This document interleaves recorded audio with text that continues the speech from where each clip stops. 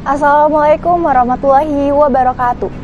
Pendidikan adalah salah satu bagian pokok dalam memenuhi kebutuhan, di mana semua masyarakat Indonesia berhak mendapatkan pendidikan tanpa memandang status, gender, dan lain sebagainya.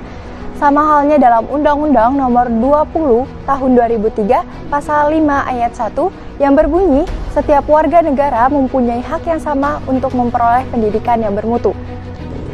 Pendidikan juga menjadi dasar dalam pemahaman nilai-nilai berperilaku sosial dalam masa pertumbuhan, yang mana itu menjadi persiapan untuk masa depan yang cemerlang. Di usia dini, anak-anak membutuhkan lingkungan belajar yang bermutu, menyenangkan, dengan penuh semangat di masa pertumbuhan mereka.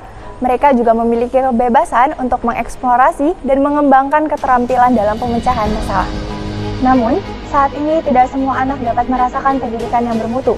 Saat ini, angka anak di Indonesia yang putus sekolah atau tidak bersekolah mencapai angka yang cukup tinggi.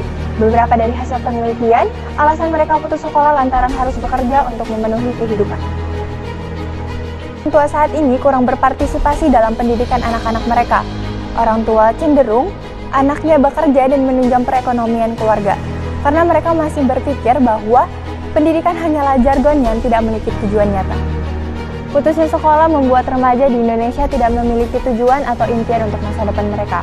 Oleh karena itu, kita harus menyampaikan ajakan kepada mereka untuk kembali ke lingkungan sekolah.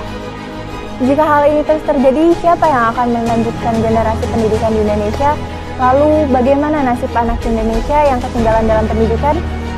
Dengan itu, jika saya diberikan kesempatan untuk menjadi legislator, saya akan mendirikan program SOMUM, Sekolah Berbasis Umum, yang bertujuan menjadi tempat di mana anak-anak yang putus sekolah dapat melanjutkan pendidikannya kembali.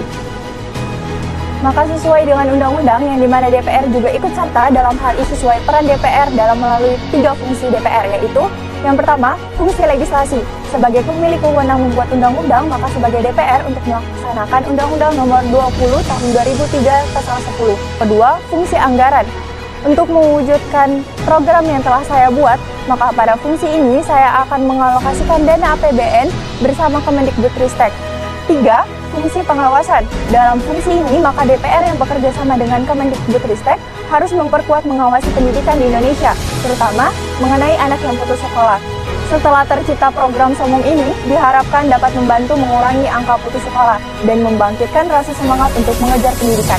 Sehingga dari masa Indonesia Emas 2045, pendidikan di Indonesia mampu membentuk generasi yang berani, cerdas, dan siap menegakkan kepemimpinan Indonesia ke depan.